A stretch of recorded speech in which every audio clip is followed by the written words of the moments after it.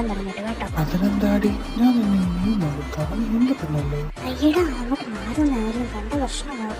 ആയിക്കോട്ടെ, ഞാൻ മാറ്റുന്നത് ഇതും കൂടി പിടിച്ചു. അങ്ങോട്ട് മാറി നിൽക്കും വേഷമാണ് കേട്ടോ. ഇപ്പൊ ഞാൻ മാറിക്കും, പക്ഷെ പിന്നീട് കണ്ടിട്ട് കിട്ടും. ആയിക്കോട്ടെ സാറേ, ആദ്യം സാർ ഇത് പോവാൻ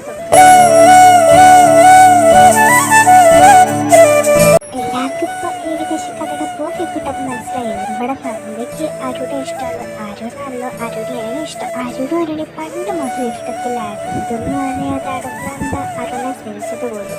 അങ്ങനെ കുറച്ച് ദിവസം നടന്നു. അപ്പോൾ നമ്മുടെ നന്ദയാണെങ്കിൽ അരുണെ പ്രപ്പോസ് ചെയ്യുന്നു. കാരണം ഇനി ഞാൻ സ്ഥിരമായിട്ട് നടന്നു അച്ഛൻ തീർച്ചയായിട്ടും ആരെയും കൊണ്ട് എനിക്ക് കെട്ടിക്കുന്നതായ നന്ദ വെറുതെ എന്നെ പ്രപ്പോസ് ചെയ്തിരുന്നു. അങ്ങനെ ഇരിക്കുമ്പോഴാണ് നല്ല ഒരു കാര്യം കണ്ടത്. അതെന്താണെന്നൊക്കെ നോക്കിയാലോ.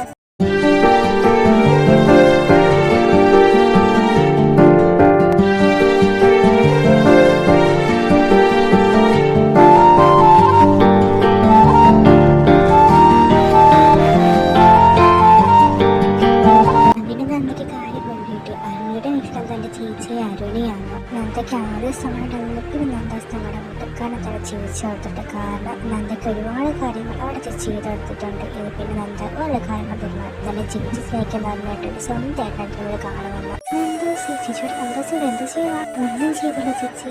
ചേച്ചി എനിക്ക് കാര്യം ചോദിച്ചോട്ടെ ചേച്ചിയോട്. എന്താണ് നന്ദസിനോട് ചോദിക്കാൻ പറ്റില്ല. ചേച്ചിക്ക് ആരുമായിട്ടും ഇഷ്ടമല്ല. അത് പിന്നെ അല്ല, ഇത് നിനക്കെന്നറിയാം. അതെനിക്ക് നേരത്തെ അറിയാം. പിന്നെ കല്യാണപ്പെട്ടു നടത്ത് അല്ലെങ്കിൽ എന്നെ വേറെ ആരും കൊണ്ടുപോയാലോ. ചേച്ചിയുടെ ചക്കര എത്തി. പക്ഷെ അച്ഛനോട് അമ്മയോട് അങ്ങനെ പറയും. അതൊക്കെ ഞാൻ പറഞ്ഞ് സമ്മതിപ്പിച്ചോളാം. അങ്ങനെ അരുണിന്റെ കല്യാണം നടക്കാൻ പോവാ. അരുണിയുടെ സന്തോഷം കണ്ട് തന്തൊക്കെ ഒരുപാട് സന്തോഷമായി. വിഷമത്തുമ്പോ എന്ത് ചെയ്യും, അത് അമ്മയല്ലപ്പോന്ന് അമ്മയുടെ സ്വീറ്റ് വെൽക്കം ചെയ്ത് വാങ്ങിയാലോ. എന്തോ നീ ഇനിയും നോക്കാതെ കാര്യം പറയരുത്. അത് പിന്നെ അമ്മയുടെ സ്വീറ്റ് എനിക്ക് തരാമോ. എന്റെ ചക്കര നോക്ക് വശക്കുന്നുണ്ട്, മനസ്സിലായി കൊണ്ടുപോക്കോ. താങ്ക് യു അമ്മ. ഇവിടെ നിന്നാണ് എന്ത് കഴിക്കാം. അങ്ങനെ നമ്മുടെ ലച്ചു ആണെങ്കിൽ ഫുഡ് കഴിച്ചിരുന്ന സമയത്ത് പെട്ടെന്ന് ഒരാളങ്ങോട്ട് വരുന്നു. ഹലോ നന്ദ, സുഖമല്ലേ? ഗൗതമേട്ടൻ എന്താ ഇവിടെ ചെയ്യുന്നു? പിന്നെ എന്റെ ഏട്ടന്റെ കല്യാണത്തിന് ഞാൻ വന്നത് പിന്നെ ആരാ വരട്ടെ? ഏട്ടനാണോ? അതെ, അരുണേട്ടൻ എന്റെ ഏട്ടനാണ്. ഭാഗ്യം, അന്നെങ്കിലും ഞാൻ സ്നേഹിക്കുന്നവളാണെന്ന് പറയാതിരുന്നത്. പറഞ്ഞെങ്കിൽ പറഞ്ഞായിരുന്നു. അന്ന് ഇത് എൻ്റെ ഓരോ കാര്യങ്ങൾ പറഞ്ഞുകൊണ്ടിരിക്കാൻ വേണ്ടി പെട്ടെന്ന് ശ്രമിക്കണ്ടേ. എന്താ നോക്കിയാലോ. അയ്യോ അമ്മ പറ്റാ.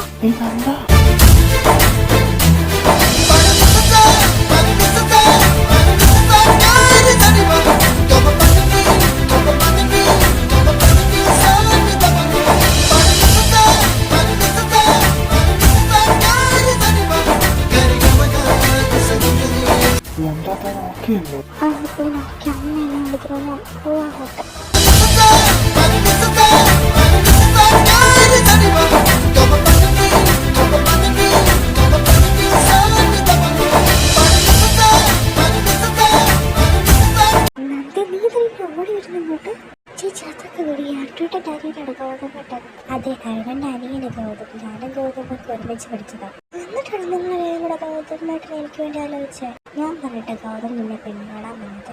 എന്നിട്ടാണ് ചേച്ചിയോട് പറഞ്ഞ അമ്മയുടെ അനിയനാണ് ഗൗതമായിട്ട് പറഞ്ഞുകൊണ്ടുള്ള പറഞ്ഞാണ്. മോളെ നന്ദ, എൻ്റെ അമ്മ അത് മോളെ നന്ദ വേറുന്നല്ല. ഗൗതത്തിന്റെ പെട്ടയില് ഈ ഷീറ്റ് ഉണ്ടെന്ന് വിളിക്കാമോ. അമ്മ ചെന്ന് വിളിച്ചപ്പോൾ ഇങ്ങനെ തന്നെ പറഞ്ഞിട്ടുണ്ടെന്ന്. വീട്ടിൽ എനിക്ക് താഴെ ഒരു പണിയുണ്ട്, അതുകൊണ്ട് വന്ന് നിന്നോട് ചോദിച്ചു കൊടുക്കാവോ. പിന്നെ ഇത് വിളിക്കാതെ നീ വന്നു പോയിക്കരുത്. വീട്ടിൽ ചെന്ന് വിളിച്ചേക്കാം. ഗൗതമേട്ടാ, അതിന് ഗൗതമേട്ടന്റെ വീട്ടിന്റെ ഷീറ്റ് മാറ്റണമെന്ന് അമ്മ പറഞ്ഞു. ഗൗതമേട്ട ഞാൻ വിളിച്ചമ്മ. ഗൗതമന്റെ ഷീറ്റ് ഞാൻ വിളിക്കാൻ ലാസ്റ്റ് ഒരു സംഭവം എന്താ നോക്കിയാലോ.